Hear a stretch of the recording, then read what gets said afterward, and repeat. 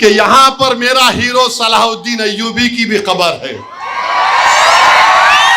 تو مجھے کہا کہ ہاں اس مسجد کے ہاتھے میں ہے۔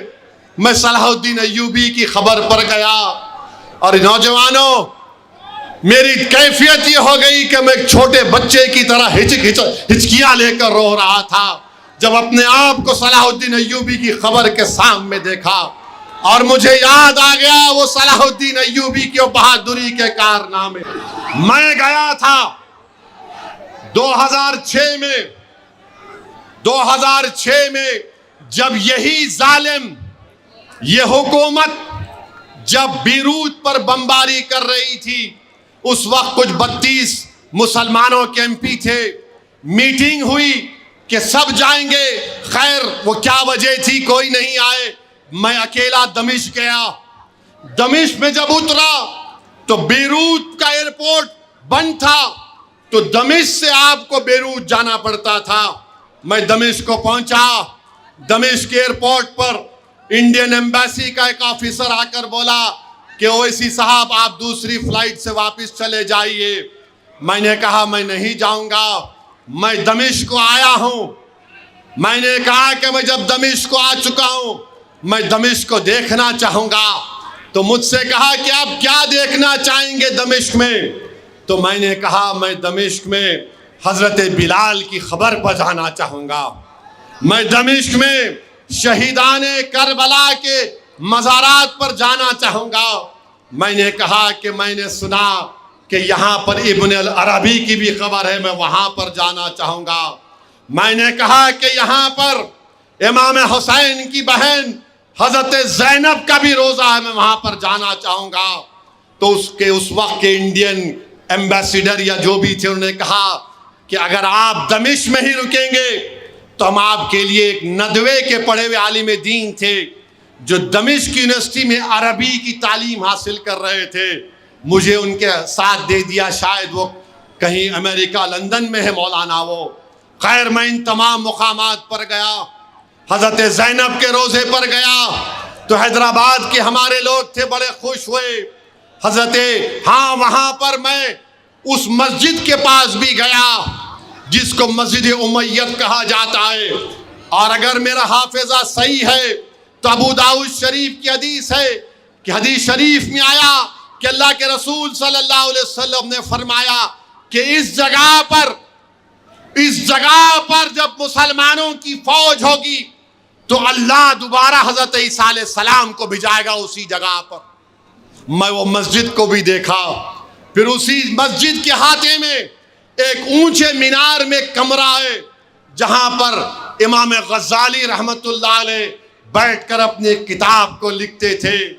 پھر میں پوچھا کہ مجھے ایک اور جگہ اس مسجد میں دیکھنا ہے، تو اس ندوے کے عالم دین نے مجھ سے پوچھا کہاں پر؟ میں نے کہا میں نے سنا کہ یہاں پر میرا ہیرو صلاح الدین ایوبی کی بھی قبر ہے۔ تو مجھے کہا کہ ہاں اس مسجد کے ہاتھے میں ہے۔ میں صلاح الدین ایوبی کی خبر پر گیا، اور نوجوانوں میری کیفیت یہ ہو گئی کہ میں ایک چھوٹے بچے کی طرح ہچکیاں لے کر رو رہا تھا جب اپنے آپ کو صلاح الدین ایوبی کی خبر کے سامنے دیکھا، اور مجھے یاد آ گیا وہ صلاح الدین ایوبی کی بہادری کے کارنامے۔ نور الدین زنگی کی بھی خبر تھی۔ خیر اس کے بعد صبح میں نکل کر بیروت کو گیا۔ میں بتا رہا ہوں بیروت کے وہ جو وہاں کے لوگ ہیں وہ موت سے نہیں ڈرنے والے ہیں، وہ موت سے نہیں ڈرتے۔ یہ مغربی ممالک کے لوگ اگر یہ سمجھ رہے ہیں کہ 40,000 فلسطینیوں کو مار کر 12 لاکھ ساؤتھ لیبنان اور ساؤتھ بیروت کے لوگوں کو بے گھر کر کے وہ ان پر غلبہ حاصل کریں گے، ارے میں نے اپنی آنکھوں سے دیکھا کہ 15 مالہ بلڈنگ ہے، ڈیمالش ہو چکی ہے، لوگ اپنا سامان نکال رہے ہیں۔ کسی نے ان سے کہا کہ یہ ہندوستان سے آیا ہے، تو میرے پاس آیا اور مجھے روتے ہوئے کہا کہ میرے بھائی مجھے معاف کر دینا۔ میں اس سے کہا کہ میرے بھائی آپ کی آنکھ میں آنسو کیوں ہیں؟ میرے آنکھ میں آنسو ہیں اتنی بربادی کو دیکھ کر۔ اس نے کہا کہ میرے دوست تم ہمارے مہمان ہو، ہم تمہیں کچھ بھی نہیں کھلا سکتے، کم سے کم یہ چائے تم پی لو اور بسکٹ کھا لو۔ جو لوگ اپنے گھروں کی بربادی کو دیکھ کر بھی اپنی مہمان نوازی کو نہیں بولتے، تم ان کو نہیں ختم کر سکتے ظالموں، تم ان کو ختم نہیں کر سکتے۔ ارے وہ لوگ موت سے محبت کرنے والے ہیں، یہ موت سے ڈرنے والے نہیں ہیں۔ یہ ظالم بنیامین نتنیاہو، تو وہاں پر مار رہا ہے بیروت میں، تو فلسطینیوں کو مار رہا ہے، انشاءاللہ تعالی ان قریب میں بھی قدرت تیرا خاتمہ کرے گی، ان ظالموں کا اللہ خاتمہ کرے گا۔ تو میرے عزیز دوستوں اور بزرگوں، ہم کو ڈرنے اور گھبرانے کی ضرورت نہیں ہے، ڈرنا نہیں ہے۔ دیکھو 40,000 سے زیادہ فلسطینی اپنی جان کو قربان کر چکے ہیں، اور ایک ایک مرنے والے کے ماں باپ عالم اسلام کو پکار پکار کر کہہ رہے ہیں یہ مسئلہ سنی شیعہ کا نہیں ہے، یہ مسئلہ دیوبندی بریلویوں اہل حدیث کا نہیں ہے، یہ مسئلہ مسجد اقصیٰ کا ہے، بیت المقدس کا ہے۔ وہ کہہ رہے ہیں کہ دیکھو ہم تو اپنی جانوں کو قربان کر رہے ہیں، تم کم سے کم اپنے آنکھ میں آنسو لا کر اللہ سے دعا کرو ہمارے لیے کہ اللہ ہم کو ان ظالموں پر غلبہ عطا کر دے۔ تو نوجوانوں، کیا تم فلسطینیوں کے لیے دعا کرو گے؟ کیا تم فلسطینیوں کے لیے دعا کرو گے؟ کیا تم مسجد اقصیٰ کے لیے دعا کرو گے؟ کیا تم بیت المقدس کے لیے دعا کرو گے؟ کیا تم ڈرو گے ظالموں سے؟ کیا تم ظالموں سے ڈرو گے؟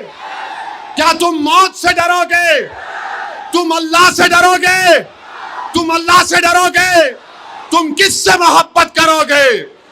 تم رسول اللہ صلی اللہ علیہ وسلم سے محبت کرو گے؟ تم کرو گے نا کملی والے سے محبت؟ ہم سب کریں گے نا، کیونکہ ہم ان کا صدقہ کھانے والے ہیں، ہم ان کا صدقہ کھانے والے ہیں۔ تو ڈرنے اور گھبرانے کی ضرورت نہیں ہے۔ اور ہم بھارت کے ہمارے وزیر اعظم سے بھی کہہ رہے ہیں، موڈی جی یہ بنیامین نتنیاہو کو سمجھاؤ، سیز فائر کرو۔ 12-15 لاکھ فلسطینی بے گھر ہو گئے، مگر میں دیکھا ہوں ان کے حوصلوں کو، یہ موت سے ڈرنے والے نہیں ہیں۔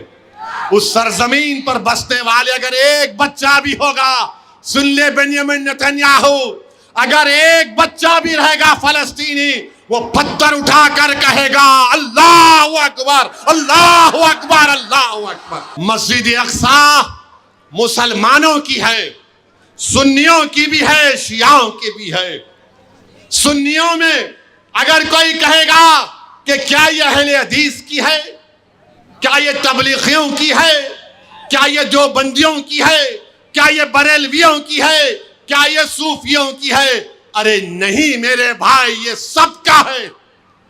اگر کوئی کہے گا کہ نہیں شیعوں میں خالی اثنا عشری کا ہے، نہیں، یہ اثنا عشریوں کا بھی مسئلہ ہے، یہ داؤدی سلیمانی بہروں کا بھی مسئلہ ہے، یہ اخباری شیعوں کا بھی مسئلہ ہے۔ کیوں یہ مسئلہ ہے؟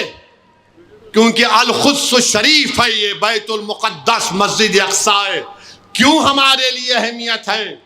یہ اسلام کا تیسرا بڑا مقدس جگہ ہے، یہ وہ جگہ ہے جہاں سے ہمارے آقا محمد مصطفیٰ صلی اللہ علیہ وسلم سفر معراج پر گئے تھے، یہ وہ مسجد ہے جہاں پر رسول اللہ صلی اللہ علیہ وسلم نے تمام انبیاء اور رسولوں کو جماعت بنا کر نماز و امامت کی۔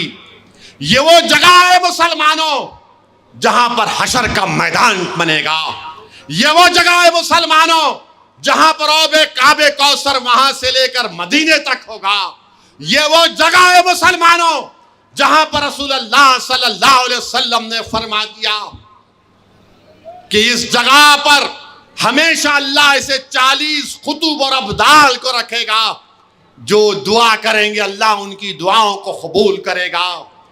یہ وہ جگہ ہے جہاں پر آقا دو عالم صلی اللہ علیہ وسلم نے فرمایا کہ یہ مجاہدین کی سرزمین ہے جو صبح قیامت تک باطل سے مقابلہ کرے گا۔ یہ وہ جگہ ہے جہاں پر اللہ کی رحمتیں نازل ہوتی ہیں۔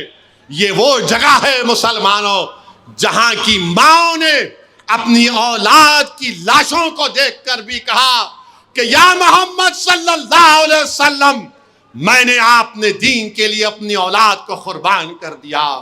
یہ وہ جگہ ہے جہاں پر باپ اپنے بچوں کی لاش اٹھا کر کہتا ہے کہ یا رسول اللہ، میرے ماں باپ، میری اولاد آپ پر قربان، میں اپنی اولاد کو اس دین کی سربلندی کے لیے پیش کر رہا ہوں۔ یہ وہ جگہ ہے مسلمانوں جہاں پر 75 سال سے مسلمانوں نے اپنا خون بہایا ہے، مگر اپنے پیشانیوں پر خوف یا اوف یا کسی بھی قسم کی پریشانی کو آنے نہیں دیا۔ ہم سلام کرتے ہیں اس سرزمین کے فلسطینیوں کو، ہم سلام کرتے ہیں وہاں کے مجاہدین کو، ہم سلام کرتے ہیں وہاں کی ماں کو، ہم سلام کرتے ہیں وہاں کے نوجوانوں کو، ہم سلام کرتے ہیں وہاں کے ان معصوم بچوں کو جو آج رو رہے ہیں، اپنے ماں باپ کو تلاش کر رہے ہیں۔ ہم سلام کرتے ہیں ان معصوم بچوں کو جو بھوک اور فاقے کی زندگی گزار رہے ہیں۔ ہم سلام کرتے ہیں ان تمام لوگوں کو جس کو طور سینین کی جگہ کہا گیا۔ انشاءاللہ تعالی وہ لوگ کامیاب ہوں گے۔ وہی جگہ ہے جہاں پر اللہ سبحانہ و تعالی ان کو کامیاب اور کامران کرے گا۔ ارے ظالم شیطان بنیامین نتنیاہو، تو اگر ایران میں اسماعیل ہنیہ کو مار سکتا ہے اس جگہ پر، تو تو نے 40,000 معصوم فلسطینیوں کو کیوں مارا؟ اگر تو نے بیروت میں ایک اس لیڈر کو مار دیا تو تو نے بیروت میں 12 لاکھ لوگوں کو بے گھر کیوں کیا؟ میں گیا تھا، سنو، نعرے لگائیں گے بعد میں، سنو ابھی۔